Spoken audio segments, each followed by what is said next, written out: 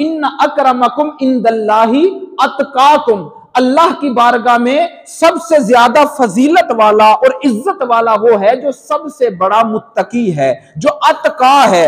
और सूरह लैल में अल्लाह फरमा रहा है वसयुजन्नबुहल अतका, और इस अतका के बारे में इमाम जलालुद्दीन सुयूती अल-हाविल अल-फतावा में ये बात इरशाद फरमाते हैं कि तमाम मुफस्सिरीन का इस बात पर इज्मा और इत्तिफाक है कि इस आयत में अतका से मुराद सैयदना सिद्दीक़ अकबर की जात है।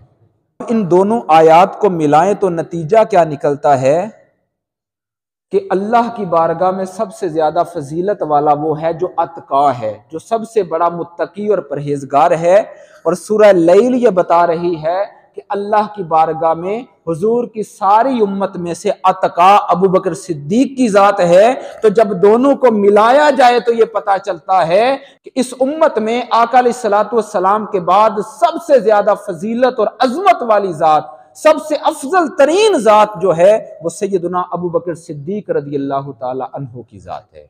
अब अहादीस मुबारका की तरफ चलते हैं। सही बुखारी हदीस नंबर 3655, सैयदना अब्दुल्ला इब्ने उमर रदियल्लाहु ताला अन्हु ये रिवायत फरमाते हैं कि हम आका अलैहिस्सलातु वस्सलाम की ज़ाहिरी हयात मुबारका में अब अर्ज करने लगा हूं कि इस हवाले से सहाबा इकराम का अकीदा क्या है। फरमाते हैं कि हम आका अलैहिस्सलातु वस्सलाम की ज़ाहिरी हयात मुबारका में जब सहाबा इकराम के माबैन फजीलत की बात करते, अफजलियत की बात करते, तो हम हुजूर के तमाम सहाबा इकराम में से सबसे ज्यादा अफजल सैयदना अबू बकर सिद्दीक को करार देते, उनके बाद सैयदना उमर फारूक को अफजल करार देते, और उनके बाद सैयदना उस्मान गनी रदियल्लाहु ताला अन्हु को अफजल करार देते। अब यही रिवायत और इससे आगे भी कुछ हिस्सा इमाम तबरानी ने अल मोजमुल कबीर में रिवायत किया, हदीस नंबर 12953 में सैयदना अब्दुल्ला इब्ने उमर ने यह बयान फरमाया कि हम आका अलैहिस्सलातु वस्सलाम के सहाबा में से अफजलियत के हवाले से सबसे अफजल हजरत अबू बकर सिद्दीक को करार देते हुजूर के ज़ाहिरी जमाने में, उनके बाद सैयदना उमर फारूक को अफजल करार देते, उनके बाद सैयदना उस्मान गनी को अफजल करार देते। तो फरमाते हैं कि आका अलैहिस्सलातु वस्सलाम हमारा ये कलाम, हमारी ये गुफ्तगू सुना करते थे, वला युनकिरू, और आका अलैहिस्सलातु वस्सलाम इसका इनकार नहीं फरमाते थे। समझ आ रही है जी। अब इससे आगे चलिए, सही बुखारी की ही हदीस नंबर 3671, हुजूर मौला कायनात के सैयदा फातिमा ज़हरा सलामुल्लाह अलैहा के अलावा दूसरी ज़ौजा से बेटे हैं, नाम है हजरत मोहम्मद बिन हनफिया रदियल्लाहु ताला अन्हु। आप इस हदीस पाक के रावी हैं। आप फरमाते हैं कि मैंने अपने वालिद गिरामी सैयदना मौला अली शेर खुदा कर्रमल्लाहु वजहुल करीम से पूछा कि आका अलैहिस्सलातु वस्सलाम के बाद इस उम्मत में सबसे अफजल तरीन शख्सियत कौन सी है। तो फरमाते हैं मेरे वालिद गिरामी मौला अली ने इरशाद फरमाया कि इस उम्मत में आका अलैहिस्सलातु वस्सलाम के बाद सबसे अफजल तरीन शख्सियत अबू बकर सिद्दीक है। फरमाते हैं मैंने अर्ज किया हुजूर उनके बाद, तो फरमाते हैं कि मेरे वालिद गिरामी ने फरमाया अबू बकर के बाद इस उम्मत में सबसे अफजल तरीन शख्सियत उमर फारूक की जात है। इमाम अहमद बिन हम्बल ने मुस्नद अहमद में यह हदीस पाक रिवायत की है। हजरत अबू जुहैफा सहाबी हैं, आप इस हदीस पाक को रिवायत करते हैं। आप फरमाते हैं मेरा इब्तदाई तौर पर नुक्ता नजर यह था कि हुजूर अलैहिस्सलातु वस्सलाम के बाद सैयदना मौला कायनात अली मुर्तजा सबसे अफजल हैं। तो आप फरमाते हैं मैंने अपने इस ख्याल का इजहार हुजूर मौला कायनात की बारगाह में पेश किया और मैंने अर्ज किया हुजूर मेरा ये नुक्ता नजर है, मेरा ये मौक़िफ़ है कि आका अलैहिस्सलातु वस्सलाम के बाद इस उम्मत में सबसे अफजल आप हैं। तो फरमाते हैं मुझे हुजूर मौला कायनात ने इरशाद फरमाया क्या मैं तुझे खबर न दूं कि इस उम्मत में आका अलैहिस्सलातु वस्सलाम के बाद सबसे अफजल कौन है। तो अर्ज फरमाते हैं मैंने अर्ज किया हुजूर जरूर इरशाद फरमाइए। तो आप फरमाते हैं कि मौला कायनात सैयदना अली मुर्तजा ने मुझे ये इरशाद फरमाया कि ए अबू जुहैफा इस उम्मत में आका अलैहिस्सलातु वस्सलाम के बाद सबसे अफजल तरीन जात अबू बकर की जात है। और फिर फरमाया कि मैं तुम्हें उसके बारे में भी ना बता दूं जो अबू बकर के बाद इस उम्मत में सबसे अफजल है। तो फरमाते हैं कि हजरत मौला कायनात ने फरमाया कि इस उम्मत में अबू बकर के बाद सबसे अफजल उमर फारूक की जात है।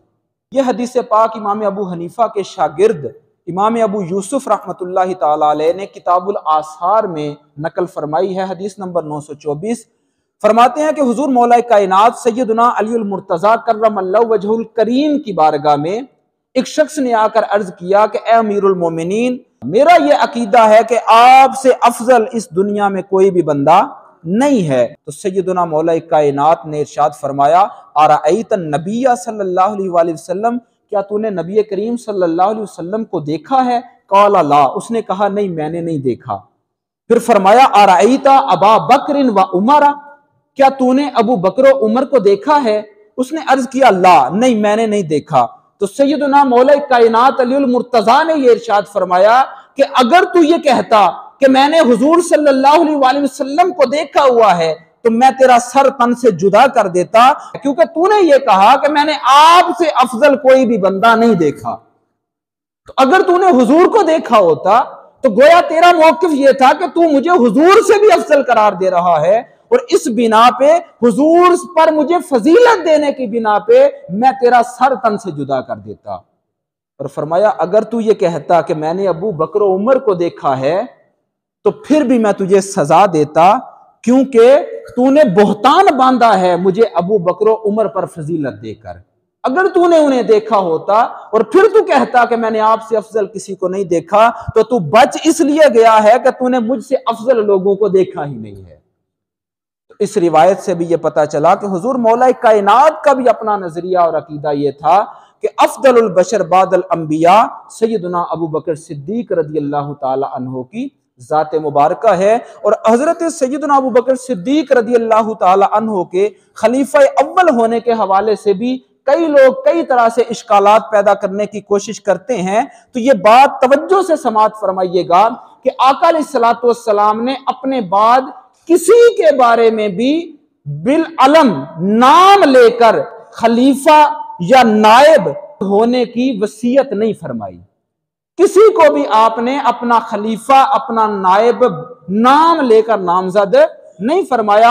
अलबत्ता कुछ इशारे कुछ कराइन जरूर ऐसे उम्मत को अता फरमा दिए जिनकी बिना पे आप अलैहिस्सलातु वस्सलाम के विसाल के बाद उम्मत ने उन कराइन को उन इशारों को सामने रखते हुए सैयदुना अबू बकर सिद्दीक रदियल्लाहु ताला अन्हु का खलीफा अव्वल के तौर पे इंतखाब किया। उनमें से एक सही बुखारी की हदीस पाक है, हुजूर अलैहिस्सलातु वस्सलाम की बारगाह में एक खातून आई, खुलासा अर्ज कर रहा हूं। उन्होंने आके अपना कोई मसला पेश किया। आका अलैहिस्सलातु वस्सलाम ने फरमाया दोबारा मेरे पास आना। उस खातून ने अर्ज किया या रसूल अल्लाह, अगर मैं दोबारा आऊं और आपको ना पाऊं तो फिर मैं क्या करूं? आका अलैहिस्सलातु वस्सलाम ने इरशाद फरमाया, ए खातून जब तू दोबारा आए तो अगर मुझे ना पाए तो अबू बकर के पास चली जाना। तो यह भी इस तरफ इशारा है कि मेरे बाद मेरा नायब मेरा खलीफा अबू बकर सिद्दीक होगा। इसके अलावा बहुत मशहूर हदीस मुबारका बुखारी में भी है और भी कुतुब अहादीस में है।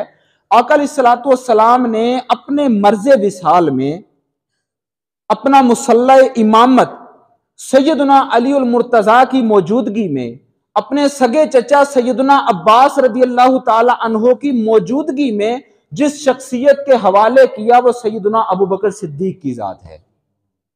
हालांकि क्या नमाज पढ़ाने के इमामत के अहल मौला कायनात नहीं थे? क्या वो नमाज नहीं पढ़ा सकते थे? क्या हुजूर के चचा हजरत अब्बास इमामत नहीं करवा सकते थे? तो फिर क्या वजह है कि हुजूर अलैहिस्सलातु वस्सलाम ने मौला अली की मौजूदगी में अपने चचा सैयदना अब्बास की मौजूदगी में मुसल्ला इमामत ना मौला अली के सुपुर्द किया ना हजरत अब्बास के सुपुर्द किया, मुसल्ला इमामत अबू बकर सिद्दीक के हवाले किया। और सिर्फ एक या दो नहीं, हुजूर अलैहिस्सलातु वस्सलाम के मर्ज़े विसाल में 17 नमाजें सैयदना अबू बकर सिद्दीक ने मुसल्ला इमामत पे खड़े होकर अदा फरमाई है।